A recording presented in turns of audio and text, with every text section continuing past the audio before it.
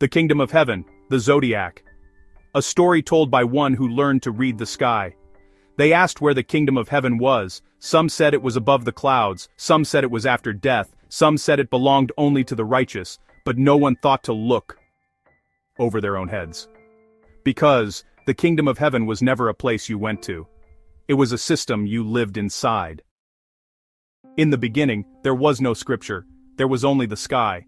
And the sky moved. Night after night, the ancients noticed that the sun did not wander randomly. It followed a path, precise, repeating, eternal. They called that path, the Way.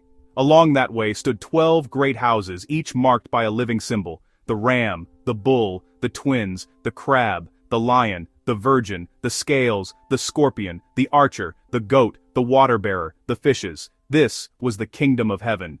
Not a throne, not angels with wings, but order in motion.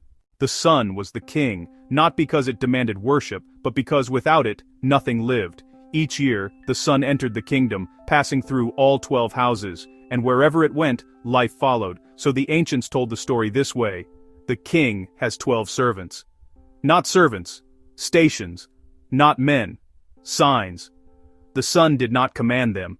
It moved through them. When the sun entered the house of the ram, the world awakened. Seeds broke open. Blood flowed, sacrifice made sense. When it entered the bull, the land became fertile, strength ruled, gold mattered. When it entered the twins, language multiplied, trade grew, ideas traveled.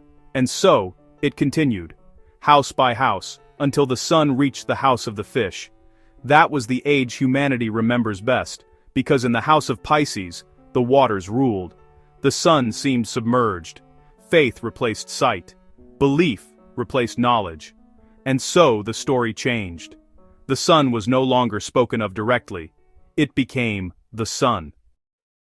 They said, the Kingdom of Heaven is like a man who has 12 disciples, and the people nodded. They said, the Kingdom of Heaven is within you, and the people misunderstood. They said, the meek shall inherit the earth, and the people waited. But the Kingdom of Heaven was never a reward, it was a map.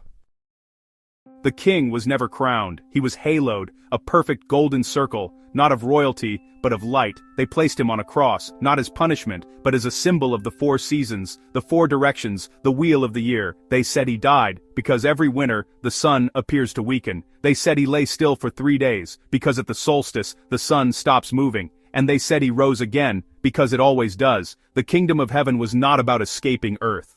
It was about understanding time. But something happened. The story worked too well.